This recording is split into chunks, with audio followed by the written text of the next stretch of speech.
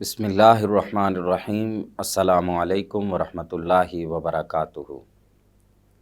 ناظرین اکرام، حق نیوز کی خصوصی نشریات جمال رمضان کے ساتھ ایک بار پھر آپ کی خدمت میں حاضر ہیں۔ ناظرین اکرام، انسان دنیا میں جب تشریف لاتا ہے تو جہاں اس کو بہت سے رشتے ملتے ہیں، بہت سے رشتے پہلے سے اس کے لیے موجود ہوتے ہیں۔ کسی کا وہ بیٹا ہوتا ہے، کسی کا وہ بھائی ہوتا ہے، کسی کا وہ کوئی عزیز ہوتا ہے۔ اسی طرح جس جگہ پر اس کی آمد ہوتی ہے، اس کے ساتھ ہی اس کے ارد گرد کے ماحول سے بھی اس کا ایک تعلق ہوتا ہے۔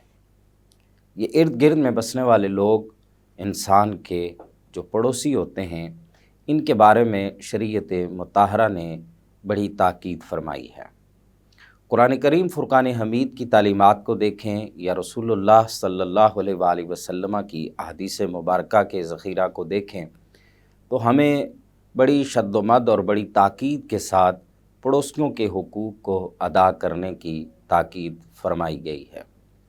حتیٰ کہ جناب آقا کریم رؤوف الرحیم صلی اللہ علیہ وآلہ وسلم نے یہاں تک فرما دیا کہ آپ نے فرمایا کہ قیامت کے دن سب سے پہلا جو مقدمہ پیش ہوگا وہ ہمسایوں کے بارے میں ہوگا۔ یہ جو ہمسائے ہوتے ہیں، جو پڑوسی ہوتے ہیں، اسلام نے ان کے حقوق کا خیال رکھنے کی بڑی تاکید اس وجہ سے بھی فرمائی ہے کہ انسان کو مشکل کے وقت میں جو سب سے پہلے کام آنے والے لوگ ہوتے ہیں وہ اس کے پڑوسی ہوتے ہیں۔ انسان جو کہ ایک معاشرتی جانور کہلاتا ہے، معاشرے میں رہتے ہوئے اگر اپنے پڑوسیوں کے ساتھ اچھا برتاؤ نہیں رکھتا، اچھا رکھ رکھاؤ اس کا نہیں ہے، تو یہ اس کے لیے ایک تو اس معاشرے کے اندر بگاڑ پیدا ہوتا ہے، دوسرا اس کی اپنی زندگی کے اندر بہت ساری جو مشکلات ہیں وہ کھڑی ہو جاتی ہیں۔ پڑوسیوں کے کیا حقوق بیان ہوئے ہیں، کیا کیا ہماری ذمہ داریاں بنتی ہیں، ہمیں بحیثیت مسلمان اور بالخصوص پاکستانی ہونے کی حیثیت سے ہمیں کن کن چیزوں کا خیال رکھنا چاہیے، ان تمام تر باتوں پر گفتگو کے لیے آج ہم نے اپنے اسٹوڈیو میں مدعو کیا ہے ملک پاکستان کی عظیم مذہبی شخصیت جناب حضرت علامہ مولانا محمد الطاف قادری جیلانی پنجتنی صاحب۔ مولانا، میں آپ کا تہہ دل سے مشکور ہوں کہ آپ نے ہمارے پروگرام کے لیے وقت نکالا۔ آپ کے ساتھ تشریف فرما ہیں ملک پاکستان کے عظیم مداح حبیب جناب سید احمد علی گیلانی شاہ صاحب۔ میں آپ کا بھی شکریہ ادا کرتا ہوں کہ ایک بار پھر آپ نے ہمارے پروگرام کے لیے وقت نکالا۔ گفتگو کا آغاز قادری صاحب سے کرتے ہیں۔ قادری صاحب، ہم دیکھتے ہیں کہ قرآن حدیث میں تو پڑوسیوں کے بہت سے حقوق بیان ہوئے ہیں اور بہت زیادہ تاکید ملتی ہے۔ پھر ہم اپنے معاشرے میں دیکھتے ہیں تو جو اکثر بگاڑ نظر آتا ہے وہ بھی ہمارا پڑوسیوں کے ساتھ ہی لوگوں کا نظر آتا ہے۔ تو میں چاہوں گا کہ قرآن و سنت کی روشنی میں آپ اس پہ تھوڑی سی روشنی ڈالیں کہ پڑوسیوں کے کیا بنیادی حقوق بیان کیے گئے اور کون کون لوگ ہیں جو ہمارے پڑوس میں شامل ہوتے ہیں۔ کیسر قریشی صاحب، آپ کا شکریہ ادا کرتا ہوں کہ آپ نے اتنے خوبصورت پروگرام حق نیوز کے پروگرام میں مجھ کو مدعو کیا ہے، اور جتنے بھی حق نیوز سننے والے سامعین اور ناظرین، السلام علیکم ورحمۃ اللہ وبرکاتہ۔ دیکھیے، آج جس اسپیشل موضوع پر آپ نے مجھے مدعو کیا ہے یہ ایک معاشرتی موضوع ہے، اور اس پر ہمیں بہت زیادہ اصلاح کی ضرورت ہے۔ جیسے دین ایک مکمل دستور حیات اور ضابطہ حیات ہے، سبحان اللہ۔ اس کے اندر، اس کے پرسکرائب ایریے میں، اس کے اندر جو چیزیں آتی ہیں، ہمارے اور آپ کے پیارے آقا نبی محتشم صاحب الاولاق صلی اللہ علیہ وآلہ وسلم نے اس پر ہمیں تعلیمات دی ہیں۔ مثلا نماز پڑھنے کا طریقہ، روزہ رکھنے کا طریقہ، حج کرنے کا طریقہ، اہل بیت اطہار کی غلامی کا طریقہ، صحابہ کرام سے محبت کا طریقہ، المختصر جو فنکشنز ہیں اس پر ہماری دین رہنمائی کرتا ہے۔ تو دین ایک مکمل ضابطہ حیات ہے، اور اس کے اندر جو پڑوسیوں والا معاملہ آتا ہے اس پر بھی میرے اور آپ کے پیارے آقا نبی محتشم صاحب الاولاق صلی اللہ علیہ وآلہ وسلم کی تعلیمات موجود ہیں۔ میرے اور آپ کے پیارے آقا فرماتے ہیں کہ جبریل امین علیہ السلام جب آ کر مجھے پڑوسیوں کے معاملات میں تاکید فرمایا کرتے تھے، تو میں سوچتا تھا کہ اتنا پڑوسیوں کے اللہ نے حقوق رکھے ہیں کہ شاید آنے والے وقت میں ان کی وراثت کا بھی کوئی حکم نامہ اللہ کی طرف سے جاری ہو۔ مطلب کہ اس قدر یہ ہیں کہ ضروری میرے آقا چیز۔ کریم رسول الرحیم صلی اللہ علیہ وسلم کو یہ خیال آنے لگا کہ کہیں وراثت میں بھی ان کا حق نہ اتنا رکھا۔ زیادہ۔ اللہ اکبر۔ اور اس کی بات دیکھیے کہ آپ فی زمانہ اس چیز کو لیجئے کہ آپ کے رشتہ دار بھی ہوتے ہیں، آپ کے قرابت دار بھی ہوتے ہیں، آپ کی فیملی ممبر بھی ہوتے ہیں، آپ کے ساتھ کوئی کمی پیشی ہو جائے، مثال کے طور پر اچانک آپ کے گھر کے اندر کوئی مریض ہو جائے، آپ کو اسے ہاسپٹل شفٹ کرنا پڑے، ہزاروں معاملات ہیں، ہزاروں معاملات ہیں، تو پڑوسی انتہائی زیادہ بالکل قریب ہوتے ہیں، دیوار سے دیوار جڑی ہوتی ہے، جہاں پر آپ کے سگے نہیں پہنچ سکتے وہاں پر وہ پڑوسی آپ کے لیے آنکھیں بچھائے ہوگا، پلکیں بچھائے ہوگا، آپ کے ساتھ چل دے گا۔ اسی لیے رسول اکرم صلی اللہ علیہ وسلم نے ان کے حقوق کو اتنا زیادہ اجاگر کیا۔ اب پڑوسیوں کی مختلف اقسام ہیں، آپ کے قرابت دار بھی ہو سکتے ہیں، رشتہ دار، قرابت دار، پھر وہ آپ کا پڑوسی مسلمان بھی ہو سکتا ہے اور مشرک بھی ہو سکتا ہے۔ ایک پڑوسی کو 3 ناج حاصل ہو گئی، آپ کا قرابت دار کہ جو قرابت دار پڑوسی ہوگا، مسلمان بھی ہو سکتا ہے، مسلمان ہے، آپ کا ایک میں رشتہ یہ دار 3 صفتیں بھی پائی جائیں گی، جی۔ مسلمان بھی ہو سکتا ہے، قرابت دار بھی ہو سکتا ہے اور پڑوسی بھی۔ 3 جہت اسے، 3 اسے معاملات، 3 حصوں میں وہ آپ کا پڑوسی ہو گیا۔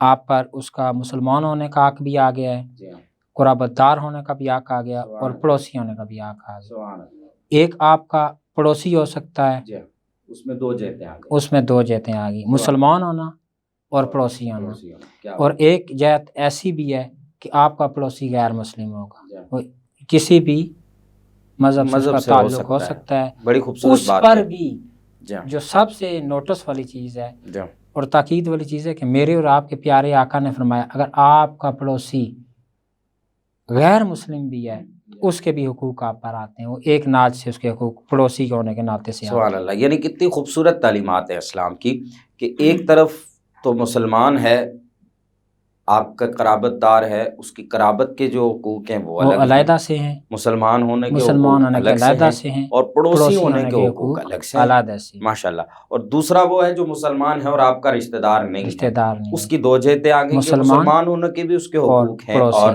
پڑوسی ہونے اور کے۔ ایک جہت خوبصورت بات کہ جو کافر ہے وہ بھی آپ کا، جس سے آپ کا مذہب نہیں ملتا ہے، اس کا مطلب یہ ہے کہ آج جو لوگ کہتے ہیں کہ سب سے بڑا مذہب انسانیت ہے، تو میرے خیال میں اسلام جو ہے وہ مذہب ہی ایسا ہے جو پوری انسانیت کی بات کرتا ہے۔ اصل میں تو لوگ مذہب کو سمجھتے نہیں ہیں، لوگ جو لبرل مائنڈ رکھنے والے لوگ ہیں وہ یہ تاثر دینے کی کوشش کرتے ہیں گویا کہ اسلام جو ہے وہ انسانیت کا مذہب نہیں ہے، حالانکہ اسلام تو یہ کہتا ہے کہ آپ کے پڑوس میں کوئی کافر بھی رہتا ہے تو اس کے بھی خیال رکھیں۔ ماشاءاللہ، بڑی خوبصورت بات آپ نے حدیث مبارکہ میں آتا ہے کہ میرے اور آپ کے پیارے آقا نے فرمایا ہرگز مومن نہیں ہو سکتا، ہرگز مومن نہیں ہو سکتا، ہرگز مومن نہیں ہو سکتا۔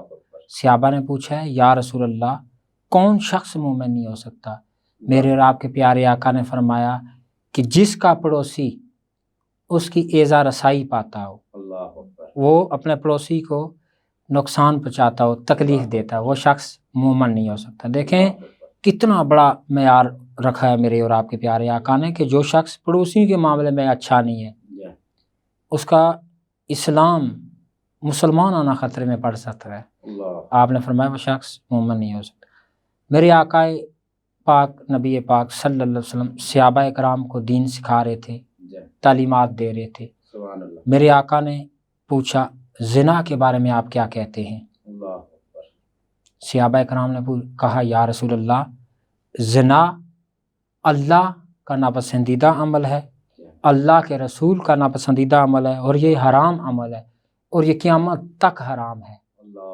میرے آپ کے پیارے آقا نے فرمایا اگر کوئی 10 مرتبہ زنا کر لے اس کے عوض اپنی پڑوسن سے 1 مرتبہ زنا کرے تو وہ 10 زنا ہلکے پڑ جاتے ہیں، یہ زنا ان 10 پر حاوی ہو جاتا ہے۔ یعنی اس قدر تاکید ہے پڑوسیوں کے حقوق کی، پڑوسیوں کے متعلق آپ ان کے متعلق اگر کسی گناہ میں اس میں پڑھتے ہیں تو اتنا زیادہ تو وہ اس کا معاملہ ہی الگ کر دیا. اب کلاسیفیکیشن کی جائے جب تو زنا تو زنا ہی ہے. جب اس کا کمپیریزن کیا جا رہا ہے کہ اگر ایک مرتبہ پڑوسن سے اس کے کسی عورت سے آپ زنا کریں گے تو بقیہ جگہ پر آپ نے اس علاقے سے ہٹ کر 10 زنا کیے ہوں تو ان 10 پر یہ ایک زنا باری پڑ جاتا ہے. اور زنا کے بارے میں بہت پیاری بات لکھی کشف المحجوب کے اندر داتا علی اجوری علیہ الرحمہ نے. ضمناً یہ بات آ گئی، آپ سے پوچھا گیا زنا کیا چیز ہے، آپ نے فرمایا دیکھیں اولیاء عظام کا دین سمجھانے کا طریقہ ہی مختلف ہوتا ہے، وہ بات ہی جا کر دل کو لگتی ہے. آپ نے فرمایا زنا ایک قرض ہے، اگر تم نے اپنے اوپر چڑھایا تو تم سے اس قرض کا حساب لیا جائے گا. اگر تم نہ دے سکے تمہاری اولاد سے، تمہاری اولاد نہ دے سکی اس کی اولاد سے، یعنی 7 پشتوں کے اندر اندر جو تم نے قرض چڑھایا اس قرض کا تمہیں جواب دینا پڑے گا، حساب دینا پڑے گا. پھر صحابہ کرام رضوان اللہ تعالیٰ اجمعین سے میرے اور آپ کے پیارے آقا نے پوچھا چوری کے بارے میں تم کیا کہتے ہو؟ آپ نے فرمایا جیسے زنا حرام ہے ایسے ہی چوری حرام ہے، قرآن اور سنت کا ناپسندیدہ عمل ہے، اللہ کا اور اس کے رسول کا ناپسندیدہ عمل ہے.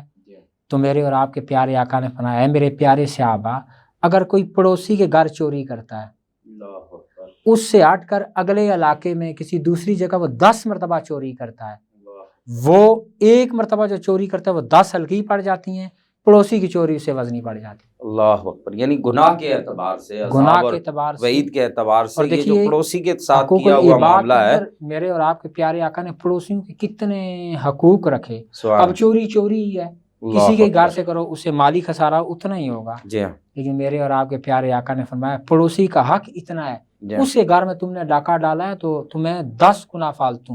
اللہ اکبر. بہت بڑی بات، تاکید کی گئی، بہت بڑی بات. حالانکہ یہاں جو اللہ رب العزت نے وہ جو یہ جو قانون عدل ہے، گویا کہ ہم کہہ سکتے ہیں کہ اللہ نے پڑوسی کی وجہ سے وہ قانون عدل ہی تبدیل کر دیا، اتنا سخت کر دیا. آپ اللہ اکبر، سخت کر دیا کہ اس میں اتنی شدت آ گئی. سبحان اللہ. اس کے بعد میرے آقا نبی پاک رؤوف رحیم صلی اللہ علیہ وسلم کی بارگاہ میں ایک صحابی آئے، فرمایا یا رسول اللہ مجھے میرا پڑوسی تنگ کرتا ہے، اذیت دیتا ہے، کوئی موقع ہاتھ سے جانے نہیں دیتا.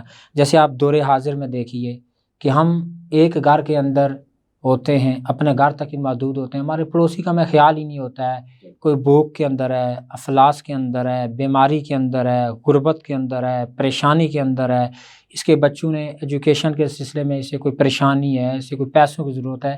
یعنی یہ ساری چیزیں جاننا ہم پر لازم ہے، لیکن ہم نہیں جانتے ہیں. کس لیے نہیں جانتے؟ کہ ہمارے اندر وہ دینی تعلیمات، پڑوسیوں کے حقوق کے بارے میں جانکاری نہیں ہے. میرے آقا کی بارگاہ میں ایک صحابی آئے، فرمایا کہ یا رسول اللہ صلی اللہ علیہ وسلم میرا پڑوسی مجھے اذیت دیتا ہے. میرے آقا نے فرمایا جاؤ صبر کر. وہ واپس چلے گئے، پھر وہ واپس تشریف لائے. میرے آقا نے فرمایا صبر کرو. وہ چلے گئے، تیسری مرتبہ واپس تشریف لائے. میرے آقا نے فرمایا یوں کرو کہ گلی کے نکڑ پر کسی ویرانے میں، کسی چوراہے میں اپنا سامان اٹھا کر وہاں پر بیٹھ جاؤ. وہ جا کر وہاں پر بیٹھ گیا.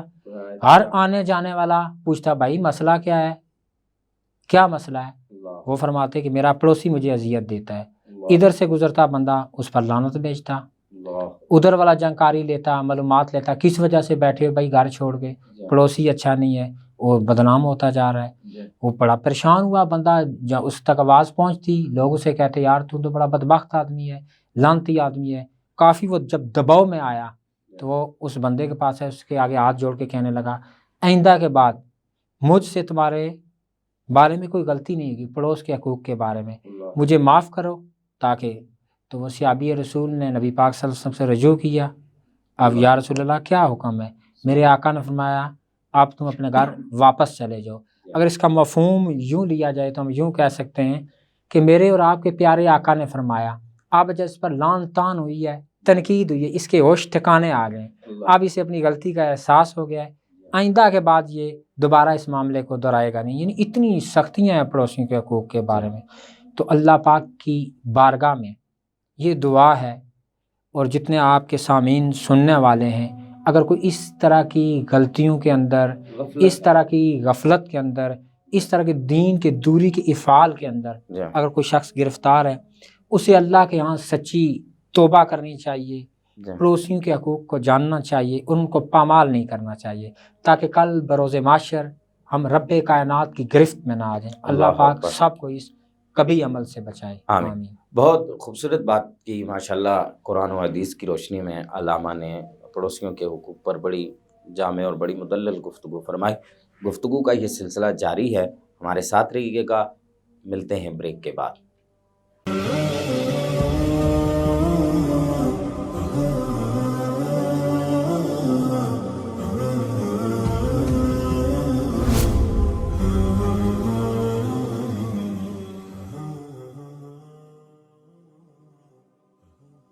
ناظرین اکرام، بریک کے ماں بعد ایک بار پھر آپ کی خدمت میں حاضر ہیں۔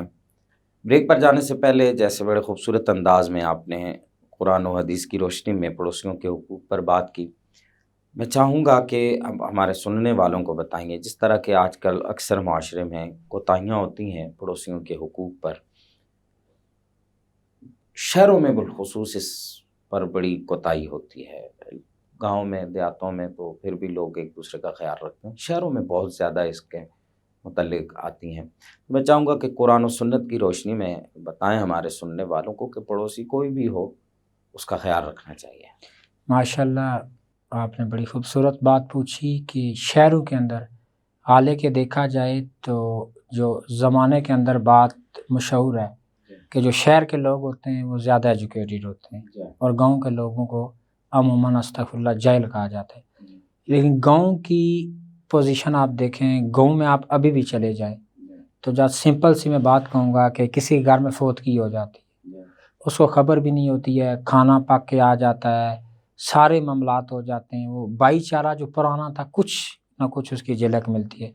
اس کے برعکس آپ نے بڑی اچھی بات کی کہ شہروں میں آئیں، ایک گھر میں فوتگی ہوگی، استغفر اللہ ثم معاذ اللہ، دوسرے گھر میں گناہ کبیرہ چل رہا ہوگا، گانا چل رہا ہوگا، ڈانس چل رہا ہوگا، شادی کا فنکشن ہے، اس کو ختم نہیں کیا جائے گا۔ حالانکہ ہونا یہ چاہیے کہ پڑوسیوں کے اتنے حقوق ہیں، جیسے آپ بھی فرما چکے ہیں، میں بھی کہہ چکا ہوں، میرے اور آپ کے پیارے آقا نے فرمایا، جبریل امین علیہ السلام آیا کرتے تھے تو مجھے یوں لگا جیسے وراثت میں یہ اقدار بن جائیں گے، اتنے زیادہ حقوق ہیں۔ تو اس نقطہ نظر سے جب کسی پڑوسی کے گھر کوئی تکلیف پہنچے، کوئی مسئلہ پہنچے تو ہمیں چاہیے کہ ہم اسے بھرپور قسم کی سپورٹ کریں۔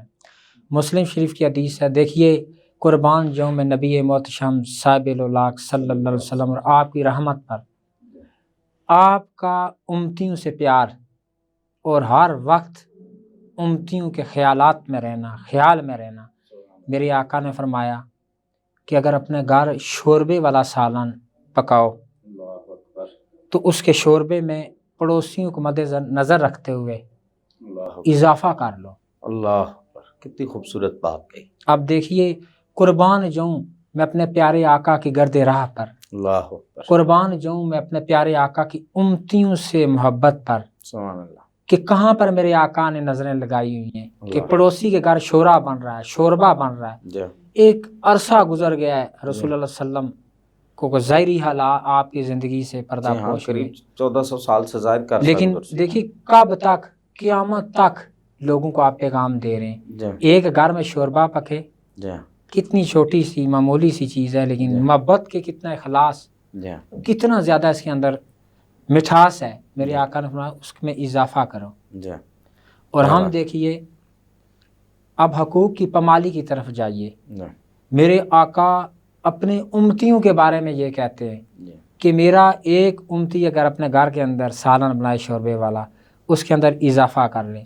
ہمارے لیے لمحہ فکریہ ہے، اگر ہمارا پڑوسی سید ہو، اللہ اکبر، کیا بات کہی، رسول اللہ کتنا ہمارے بارے میں سوچتے ہیں۔ اللہ اکبر، تو ہمیں بھی پھر اگر رسول اللہ صلی اللہ علیہ وسلم کا دین وفا والا دین ہے، اسلام وفا والا دین ہے، میرے آقا ہم پر اتنی نگاہیں جمائے ہوئے ہیں، تو ہمیں بھی پھر آقا دو جہاں صلی اللہ علیہ وسلم کی قربت سے، آپ کے پڑوس سے، آپ قرابت داروں سے محبت کرنی چاہیے۔ اگر ہمارا پڑوسی سید ہو تو پھر ہمیں اور طریقے سے اسے پیش آنا چاہیے۔ یہ تو ایک اور یہ تو حقوق کو اگر دیکھا جائے تو بہت ہی پھر زیادہ بڑھ جائیں گے، کیونکہ وہ مائی پاک کی اولاد ہوں گے، حسن حسین کی اولاد ہوں گے۔ اب کیا کرنا چاہیے کہ ہمیں تحفے، طائف اور خمس کا طریقہ کار یہاں پر لانا چاہیے، جو آہستہ آہستہ امت سے ختم ہی ہوتا جا رہا ہے۔ اگر کسی سے پوچھ لیا جائے خمس کیا چیز ہے تو پہلی بات ہے اسے اس کی تعریف نہیں پتہ ہوگی۔ اہل بیت کے لیے میرے پیارے آقا نے فرمایا خمس. جی اب ہمیں اپنی کمائی میں سے، حلال کی کمائی میں سے انہیں تحفہ پیش کرنا چاہیے، سبحان اللہ. تاکہ رسول اللہ صلی اللہ علیہ وسلم کی روح مبارک ہم پر خوش ہو، اللہ ہمارے آقا اپنی اولاد کی وجہ سے ہم پر خوش ہوں. سبحان اللہ. تو کئی لوگوں کے پڑوسی سادات بھی ہوں گے، اور جن کو جانکاری ہو جائے پھر تعظیم بھی بڑھ جاتی ہے، حقوق بھی بڑھ جاتے ہیں. میں امام اعظم امام ابو حنیفہ جن کے فقہ پر ہم عمل کرتے ہیں، فقہ پر جو ہمارے استاد ہیں، ہر معاملہ ہم ان سے سیکھتے ہیں، ہر بڑے سے بڑا عالم ہو انہی کے دروازے پہ جاتا ہے. آپ کا پڑوسیوں کے بارے میں کیسے معاملات ہیں؟ اللہ اکبر. امام ابو حنیفہ رحمۃ اللہ علیہ، آپ سے آپ کے سامنے والے گھر میں جو رہتا تھا بندہ پڑوسی آپ کا، وہ مجوسی تھا. اللہ اکبر. اس نے کافی قرض آپ سے لیا اور لوگوں سے بھی قرض لیا. ایک دن آپ اپنا قرض لینے کے لیے اس کے گھر کے قریب سے گزرے. اس کے گھر کے آگے کیچڑ تھا، دلدل تھی. آپ نے جیسے ہی پاؤں رکھا، آپ کا پاؤں مبارک بھی اس کیچڑ سے لت پت ہو گیا، اور جب آپ نے پاؤں اٹھایا تو اس سے جو چھینٹے اٹھے اس مجوسی کی دیوار پر پڑ گئے. اللہ اکبر. دیکھیں مقام والے جن کو اللہ بلند مقام عطا کرتا ہے، ان کا زہد، ان کا تقوی، ان کا اخلاص، ان کا دین پر عمل کرنا کتنا بدرجہ اولا ہم سے ہوتا ہے. کیا بات ہے. آپ نے دل ہی دل میں سوچا میں کیا کروں، اگر میں اس کی دیوار سے کیچڑ کو اتارنا شروع کر دوں تو مٹی والی دیوار ہے، مٹی اکھڑ جائے گی، زیادہ مسائل ہو جائیں گے، اس کو نقصان ہوگا. انہی سوچوں بچاروں میں آپ قریب کے دستک دی. آپ کا وہ پڑوسی باہر آیا اور اندر سے ہی کہنے لگا، امام صاحب کچھ لمحے کے لیے ٹائم نہیں مل سکتا ہے، کچھ مجھے ٹائم دے، میں آپ کی رقم کو لوٹا دوں گا. اللہ اکبر. قربان جو امام اعظم امام ابو حنیفہ پر. آپ نے فرمایا آج میں رقم لینے نہیں آیا، آج میں تم سے معافی طلب کرنے آیا ہوں. اللہ اکبر. خوف خدا دیکھیے، خوف الہی دیکھیے. میرے آپ کے پیارے آقا نبی پاک رؤوف رحیم صلی اللہ علیہ وسلم کے دین سے پیار دیکھیے. اس بلندی والا شخص مجوسی کے گھر کے سامنے ہاتھ جوڑے کھڑا کہنے لگا کہ میں آج معافی طلب کرنے آیا ہوں. اللہ اکبر. مجوسی بڑا پریشان ہو گیا، واقعے کو جانا. آپ نے فرمایا مجھ سے یہ معاملہ ہو گیا ہے کہ میں نے اپنے قدم اٹھائے اور کیچڑ تیری دیوار پر لگ گیا، تیری اجازت کے بغیر صاف نہ کیا، اس لیے صاف نہ کیا کہ دیوار اکھڑ جائے گی، اور بخشوانے کے بغیر بھی نہیں جاؤں گا کیونکہ اللہ کے ہاں حضور میں نے حاضری دینی ہے. اور میرے محبوب مصطفیٰ نبی محتشم صاحب اللہ صلی اللہ علیہ وسلم نے فرمایا جس نے پڑوسی کو ایذا رسانی پہنچائی، نقصان پہنچایا، اس کے لیے معاشر کے حالات بڑے مشکل ہو جائیں گے. وہ مجوسی داڑے مار کے رونے لگا، اس کے آنسو ضبط سے باہر ہو گئے، اور اپنے رب سے مخاطب ہو کے کہنے لگا واہ میرے سچے رب، کیسے کیسے تیرے دنیا کے اندر بندے بستے ہیں. میں مقروض بھی ہوں، لوگوں کے پلاٹ کھا گیا ہوں، ہزاروں کروڑوں روپے لوگوں کے کھا گیا ہوں، اس وقت کے مطابق جو پیسے تھے وہ کھاتا رہا ہوں. اور یہ بندہ خدا دیکھو وقت کا امام ہے، مسلمانوں کا امام ہے، تقوی کا یہ عالم ہے کہ کہتا ہے اگر تم نے نہ بخشا تو میرا رب مجھے نہیں بخشے گا. اتنا متاثر ہوا. پڑوسی ایک چلتی پھرتی تبلیغ ہوا کرتا ہے. آپ کا گھر ایک تبلیغ کا آراستہ پیراستہ، ایک مشن کا ایک گھر ہے. اگر آپ وہاں پر دین پر عمل پیرا ہوتے ہیں، دین کے نقطہ نظر سے چلتے ہیں، اگر آپ کا پڑوسی مشرک ہے تو آپ کی تبلیغ اس کی طرف جا رہی ہوتی ہے، آپ کو اس نے سلوک اسے متاثر کر رہا ہوتا ہے. وہ فوراً امام کے قدموں میں گرا، کہنے لگا کتنا پارسا، کتنا سچا، کتنا بلند، کتنا اعلیٰ دین ہے جس کی تعلیمات یہ ہیں. مجھے بھی اس دین پر لائیے اور اپنے پیارے آقا محبوب کائنات اور اپنے سچے رب کا مجھے کلمہ پڑھا دیجئے. وہ اسی وقت آپ کے پڑوس ہونے کی وجہ سے، آپ کا پڑوسی ہونے کی وجہ سے، جیسے میں نے پہلے بات کی تھی کہ کچھ پڑوسی ایسے ہیں جو بظاہر مشرک ہوتے ہیں لیکن آپ ان سے اس نے سلوک رکھیں. یہ دین کی مٹھاس ہے، یہ دین کی تبلیغ ہے. آپ کا اس نے سلوک اسے اتنا متاثر کر دے گا، آپ کے اس نے سلوک کی وجہ سے اللہ اسے ایمان عطا کر دے گا. سبحان اللہ. کیا ایک تو رسول اللہ صلی اللہ علیہ وسلم کی حدیث مبارکہ پر عمل، پھر اس کا فیضان دیکھیے، اس کا صلہ دیکھیے کہ آپ کا کافر پڑوسی، مشرک پڑوسی آپ سے متاثر ہو کے ایک بندہ اسلام میں اس نے اخلاق کی وجہ سے رسول اللہ صلی اللہ علیہ وسلم کی آرمی میں، کیا بات ہے، امتی ہو گیا، امتی میں، امت میں اضافہ ہو رہا ہے. اور یہ کیا چیز ہے؟ یہ دین کا سکھلایا ہوا طریقہ ہے. اگر آج بھی ہم لوگ قطع نظر کے ہمارے پڑوسی کا اخلاق کیسا ہے، اس کے زندگی کے طور اتوار کیسے، ہم اپنا حق ادا کریں. اس کے ساتھ حسن سلوک کریں. یقیناً اس کے اندر جو معاشرتی برائیاں ہیں جی آپ کے حسن سلوک کی وجہ سے، جی آپ کے اچھے تعلق کی وجہ سے، دین کے فیضان کی وجہ سے وہ دور ہو جائیں گے. سبحان اللہ. یہ بڑی امام خوبصورت بات کہی ماشاء اللہ آپ نے. میں چاہوں گا کہ آخر میں، اب وقت چونکہ مختصر رہ گیا، تو میں چاہوں گا کہ جس طرح آج کل بالخصوص ہم دیکھتے ہیں اپنے گرد و پیش میں کہ لوگ چھوٹی چھوٹی باتوں سے وہ ان کا خیال نہیں رکھتے، ان کی اس طرف توجہ نہیں جاتی ہے. مثال کے طور پہ گھروں میں آج ہم خواتین کو دیکھتے ہیں تو وہ جو ہے وہ فرش وغیرہ دھوتی ہیں تو پانی سارا باہر گلی میں جاتا ہے. جی جی اس سے کیا پڑوسیوں کو اذیت نہیں ہوتی؟ ماشاء اللہ بڑی اچھی بات کی طرف آپ نے توجہ دلائی ہے. میں آپ کی چینل کی وساطت سے سامعین اور ناظرین تک یہ بات پہنچانے کی کوشش کروں گا جی کہ میرے اور آپ کے پیارے آقا نے فرمایا مومن وہ ہے جی جو اپنے لیے سوچتا ہے کیا وہ بات. اپنے دوسرے بھائی کے لیے بھی سوچے. جی تو یقیناً یہ تکلیف دہ عمل ہے، تکلیف دہ عمل ہے. جی دوسرے بندے کو اس سے تکلیف ہوتی ہے، یعنی آپ جو عمل کر رہے ہیں جی پانی بہا کر گلی میں کر دیتے ہیں، اسے اور بہت سے گزرنے والے طریقے ہیں نمازی اپنے گھر گزریں، سے. سب سے پہلا جو نقصان ہوگا جی وہاں سے کہ مسجد کے قریب کے نمازی گزریں گے، جی ان کے کپڑے ناپاک ہوں گے، جی وہ جو سارا جرم ہے، وہ جو سارا گناہ ہے وہ لوٹ کے آپ کی طرف آئے گا. تکلیف تو آپ نے پہنچائی ہے. جی. اور پھر ایک چیز میں اور دیکھتا ہوں، وقت مختصر ہے تو میں جیسے ہمارے ہاں شہروں میں بالخصوص ایسے ہوتا ہے کہ صفائی کی جاتی ہے، جی کسی جی ایک آدھ گھر کے سامنے سارے کوڑے کا ڈھیر کوڑا لگا کرکٹ یہ دیتے ہیں بڑا. تو وہ ان کے لیے بڑی اذیت ہوتی ہے جی جی اور لوگ اس چیز کا خیال نہیں رکھتے ہیں. تو پروگرام کے شروع میں جو میں نے بات کی تھی کہ جی میرے اور آپ کے پیارے آقا کے پاس ایک صحابی یہی فرمایا مجھے اپنے پڑوسی سے تکلیف ہوتی ہے. اللہ، تو یقیناً یہ جو آپ نے ایلیمنٹ بیان کیے ہیں، شکلیں یہ تو بیان ایک کی دو ہیں، مثالیں ہیں، اس کے علاوہ بہت سی یہ باتیں ہیں. تکلیف کا ہی ذریعہ جی بنتی ہیں. اگر کسی کے کار کے سامنے آپ کوڑے کرکٹ کا ڈھیر لگا دیں گے، اللہ کی ناراضگی، جی رسول اللہ کی ناراضگی، جی ہر گزرنے والے کا لعن طعن. جی صفائی ویسے بھی نصف ایمان ہے، جی ہمارے دین کے اندر صفائی کو نصف ایمان کہا گیا ہے. جی تو آپ وہاں وہ کوڑے کا جو بنا ہوتا ہے، باسکٹ بنی ہوتی ہے، جو جگہ بنی ہوتی ہے، جی آپ وہاں پر جائیں گے، دیکھنے والا دیکھے گا، گلی کو صاف دیکھے گا، آپ کے اس فعل کو دیکھے گا.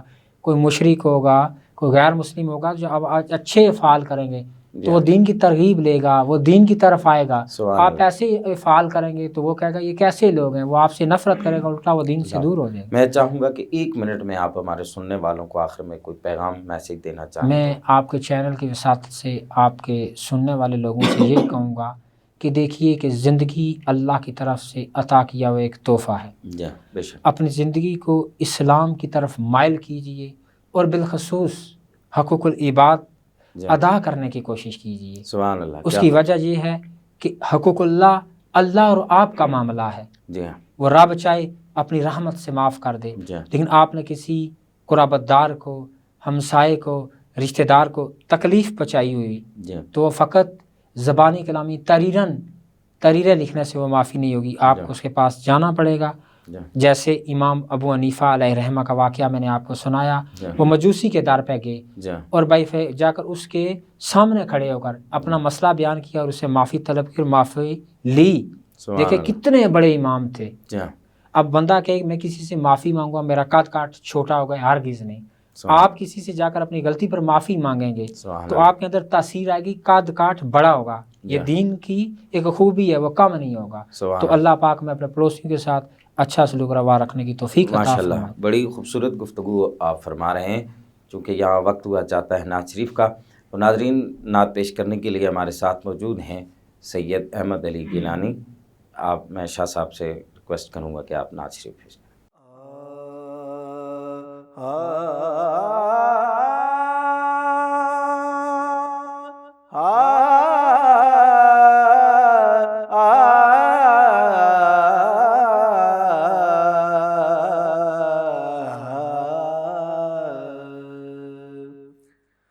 آپ سادوں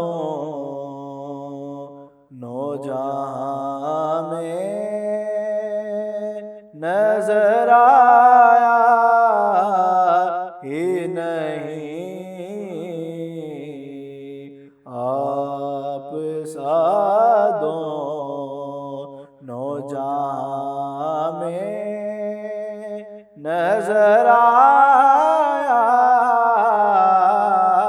ہی نہیں،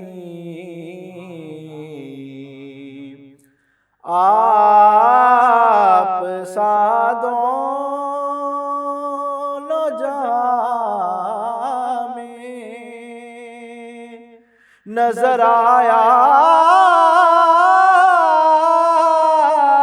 ہی نہیں، آپ سا دونوں جہاں میں نظر آیا ہی نہیں، کیونکہ اللہ نے کوئی اور بنایا ہی نہیں، کیونکہ اللہ نے کوئی اور بنایا ہی نہیں۔ جب کہا قبر میں سرکار نے یہ میرا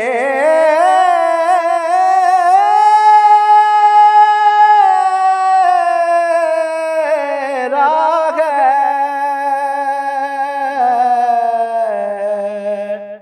جب کہا قبر میں سرکار نے یہ میرا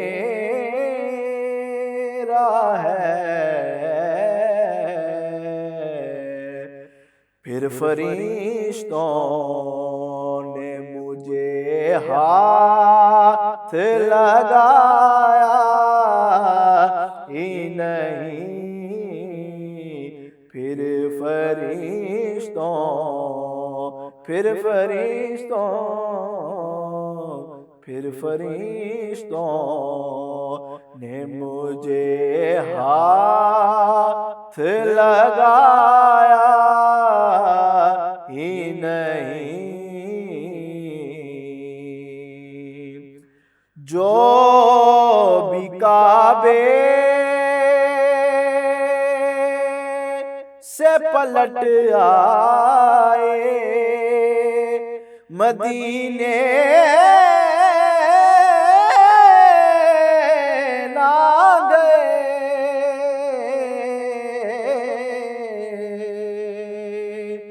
جو بھی کعبے سے پلٹ آئے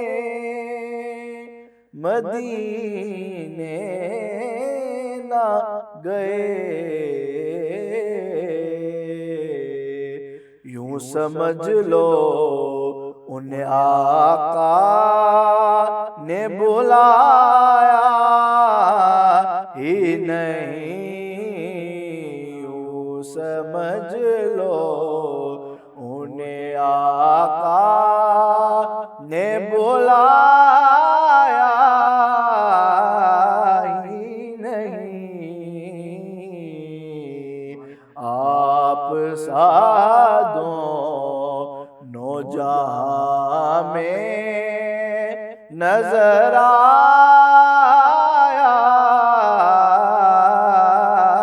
ہی نہیں۔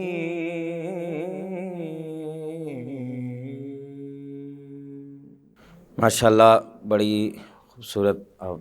خوبصورت انداز میں بڑا خوبصورت کلام سید احمد علی گیلانی آپ پیش فرما رہے تھے۔